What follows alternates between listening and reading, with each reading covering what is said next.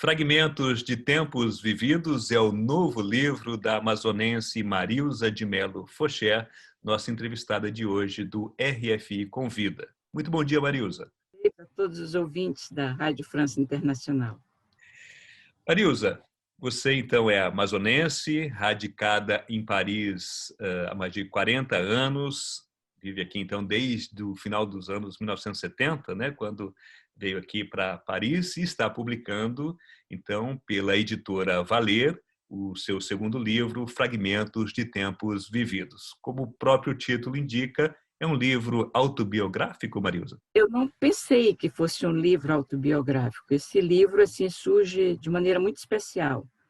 No momento que eu tive uma fragilidade de saúde e eu só tinha 10 minutos autorizados pelo meu médico para escrever para o computador, não era nem para escrever para o computador.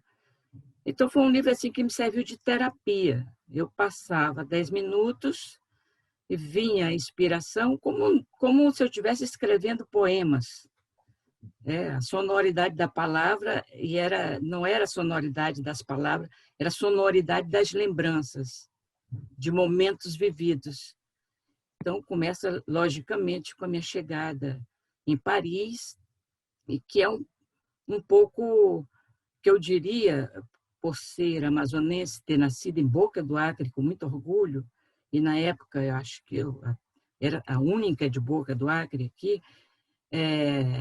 eu sempre dizia para minhas filhas que eu pertencia à sociedade da canoa, e eu aprendi com a sociedade do metrô a organizar melhor meu tempo, porque eu nunca usei relógio, eu passei a usar relógio em Paris. Então, já começa por esses parâmetros. Então, as lembranças foram vindas, né? E eu comecei a escritura, né? A escrever. Em forma então, começa... de Marilza. Porque 10 minutos, então você decidiu, com esse tempo curto, limitado, escrevê-lo então em forma de histórias. Curtas histórias. Curtas histórias. Então, são, acho que em torno de 37 histórias que vão surgindo sem nenhuma autocensura. Eu vou escrevendo, cada 10 minutos que eu tenho diante do computador, o computador passou a ser meu psicanalista. Então, com ele, eu comecei a dialogar no mundo das lembranças de Paris, da minha vivência, do meu contato com essa cultura completamente estranha para mim, né? E a lembrança de uma pessoa que me foi muito importante, que me ajudou a vir para cá e que me colocou nesse mundo, que é meu primo Tiago de Mello, poeta, que tinha uma rede de amigos muito grande, né?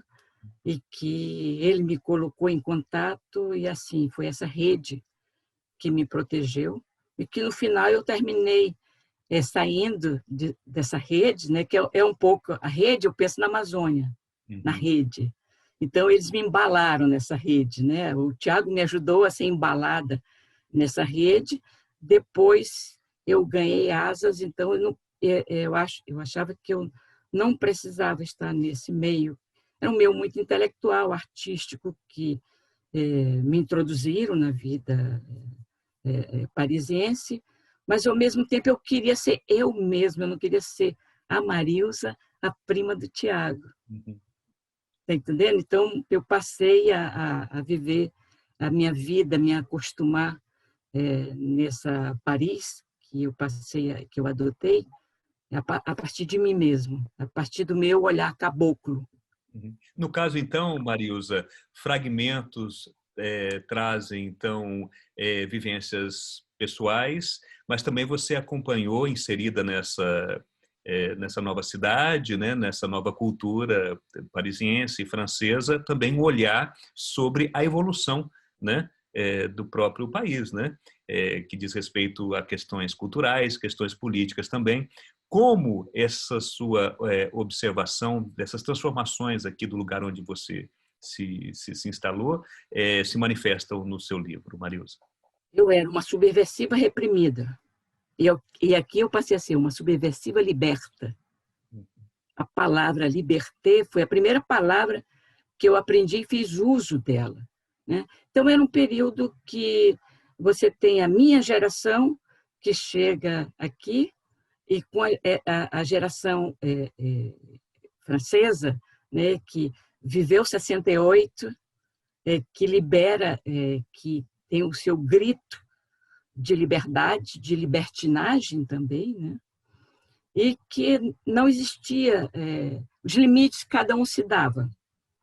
Então, eu me reconfortei, fui reconfortada de usar minha liberdade e me dar meus próprios limites. Então, quando eu descrevo toda a minha vida, meu cotidiano com essa realidade, não existe autocensura.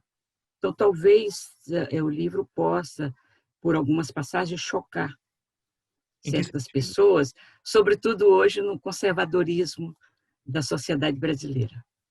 Uhum. Em que sentido pode chocar, Mariusa?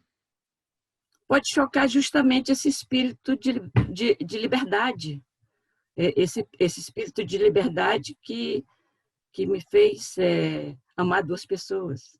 Uhum. No Está caso, Mariusa, entendendo? Esse espírito de liberdade que me levou a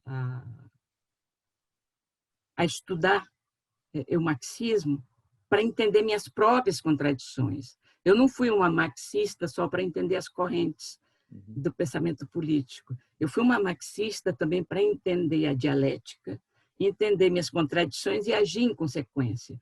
Então, quer dizer, de um lado, o meu lado de liberdade, e de um lado, assim, a minha liberdade política de não ser enquadrada também.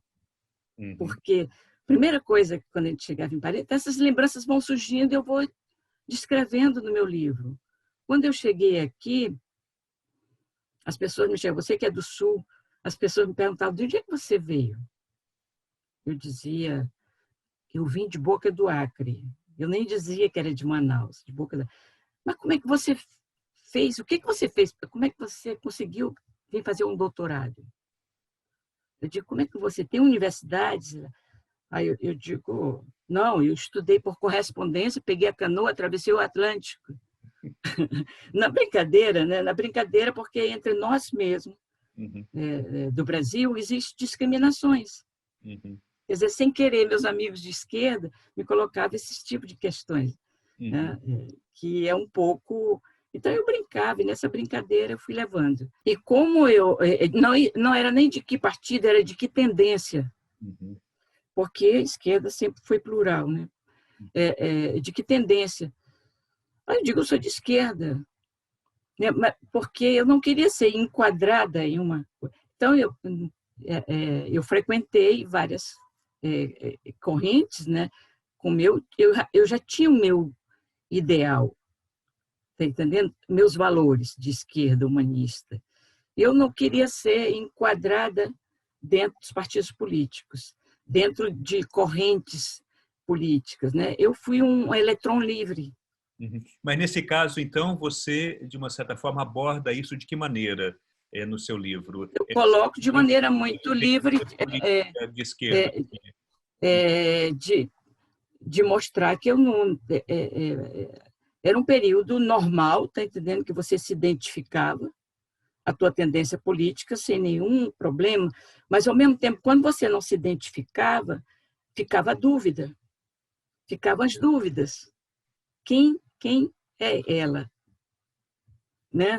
Então, eu frequentei o Comitê Brasil Anistia, né? Eu frequentei o grupo de reflexões marxistas, eu fui para o Instituto de Estudos Marxistas, e eram vários partidos, porque eu queria aprender mais, mas no sentido do ponto de vista filosófico, entendendo? Eu frequentei vários grupos e frequentei o grupo de brasileiros que, na época, a gente discutia que partido iria ser criado ao retorno do Brasil, com a democratização. E aí vem o PT. Está entendendo? Então, tinha, para teres uma ideia, tinha um núcleo e um comitê, porque os brasileiros já brigam muito entre eles, né? E dentro dos partidos, a disputa é maior, sobretudo em um partido que vem com várias tendências. Então, eu convivi com trotskistas de todas as tendências da Quarta Internacional, comunistas, dissidentes, comunistas que ainda não tinham se livrado do stalinismo,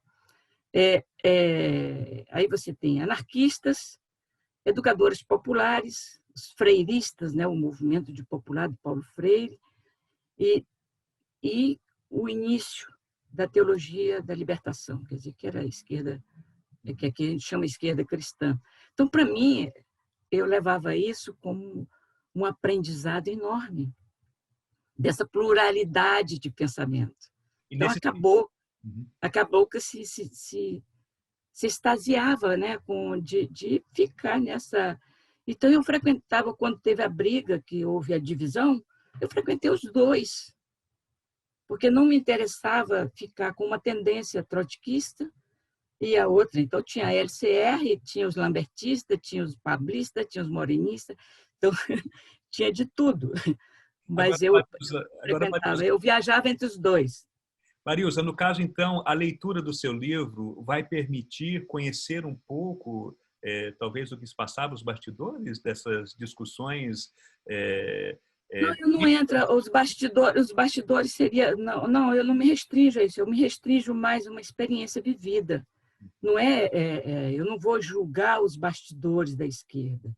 Para mim, foi o melhor aprendizado da minha vida foi ter participado como membro fundadora do PT, por exemplo. Eu não nego. Eu não sou dessas pessoas que, quando o barco afunda, sai do barco, tá entendendo? Eu achei que foi um aprendizado político, que até hoje dura, né? Não sou petista de carteirinha, né? Eu participei da fundação e depois eu continuei com o meu olhar, mas já diferente. Um olhar sobre o poder, já uma análise sobre o poder. E eu analiso, porque eu virei jornalista também, então eu gosto de analisar essas contradições, né? Depois, quando eu sempre, na minha cabeça, eu tive uma concepção que eu acho que todos os políticos deveriam se educar para o exercício do poder, para entender suas contradições e agir em consequência, sempre isso. Então, é isso. O livro, o fragmento de tempos vividos, vai costurando histórias. Né? Eu não sei se seria costurando histórias, mas são histórias curtas que eu vou escrevendo a cada 10 minutos que me é autorizado no computador. Então, vai me servir de terapia e as histórias vão surgindo de maneira espontânea.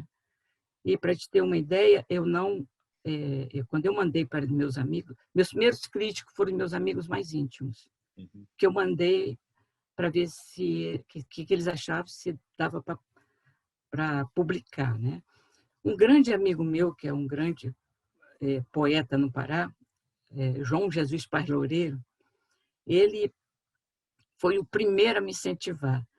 Ele disse para mim: Marilza, essa é a tua praia. Tu tens que continuar. Essas curtas histórias são deliciosas e você sempre foi, para nós, uma contadora de histórias. Essas vivências são maravilhosas. Então, ele me deu um grande incentivo para continuar escrevendo. Então,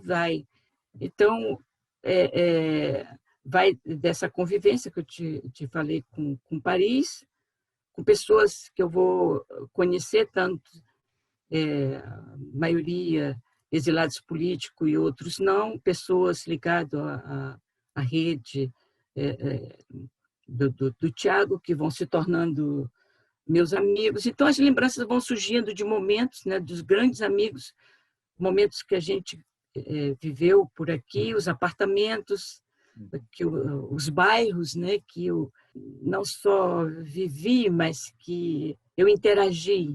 Um espaço que foi criado para mim dentro do bairro, era como se, assim, eu me lembro que um dia eu encontrei uma pessoa do 14M, que ela, conversando, ela perguntou: de onde você é? Eu digo: me diga de onde você é. Ela disse: eu sou do 14M. Eu digo: eu sou de Boca do Acre. Então, a identidade do local que você vive. Inclusive, Marielza, tem uma expressão, né, muito presente no seu livro, que é fraternura. Não é? O que significa essa expressão? Fraternidade e ternura. E essa palavra, todo mundo diz que fui eu que inventei. Não, eu digo, não. Essa palavra vem de uma convivência com um grande amigo meu, que se chama Frei Beto. Frei Beto me escrevia, a gente começou a colocar a fraternura nas nossas cartas. Tá? E é uma amizade que dura até hoje. Então, eu disse para ele, eu digo, essa palavra agora é minha. Eu me apropriei dela. Eu sou uma usurpadora da fraternura. Aí ele riu e disse, não, a palavra é tua, não é minha. Então, ficou nisso, e a fraternura, para mim, virou uma identidade. Porque a fraternidade é um dos símbolos da República Francesa, né? E a ternura, eu acho que talvez venha do Che, tá entendendo? Sem perder a ternura jamais. Então, eu juntei essa fraternidade e ternura. Então, minha casa passou a ser a casa da fraternura para muita gente. E Marilza, eu continuo alimentando a minha fraternura. Marilza, o que você espera para o seu livro? Como você acha que vai ser a carreira dele? Eu fiquei muito surpresa, porque eu nem sabia que o livro estava já circulando, né, por terceiros, porque a minha cidade vive um momento muito duro de pandemia. Não quero me emocionar, porque tenho que engolir minha emoção, porque eu perdi muitos amigos queridos, né? Então, você ficar sabendo que uma cidade está sendo asfixiada, isso é muito duro. Então, a minha editora, todos tiveram o Covid. Todos tiveram o Covid. Então, o livro ele só vai ser lançado depois de passar essa pandemia, né? A gente vai ter que resistir, engolir essa dor, né? Eu digo engolir porque e deixar a presença querida de todos esses amigos e parentes que a gente perdeu. Um momento muito duro. Então, mas existe a livraria virtual, então o livro passou a ser, já está sendo, já tem uma busca muito grande, né, de compras do livro. Então, eu não esperava, né? Eu não esperava, sinceramente, eu não esperava, porque esse livro assim serviu de terapia para mim. Eu não pensava que ele fosse ter essa aceitação tão grande, né? Eu tenho recebido muitos elogios que me intimidam. Eu sou uma pessoa tímida. Eu não gosto de falar de mim mesma, é muito duro a gente falar, e tem que apresentar um livro, porque quando se trata de um livro de quase autobiográfico, memórias, né? Memórias vividas, né? Retalhos de mim, pedaços de mim, mosaicos, né? É difícil, né? É difícil. Então, para mim fazer, se fosse um livro autobiográfico, eu tenho que continuar para constituir os mosaicos, né? Porque não teve cronologia. Então, ele vai sendo escrito em função da emoção do dia. E aqui na frente do meu computador, todo dia, bom dia. 10 minutos a gente tem aqui para escrever. É isso, Elcio. Muito obrigado, Marilza de Mello Focher, escritora que está lançando, então, que lançou o livro, o seu segundo livro, Fragmentos de Tempos Vividos, pela editora Valer, lá de Manaus. Muito obrigado pela entrevista à Rádio França Internacional e sucesso para o seu livro, Marilza.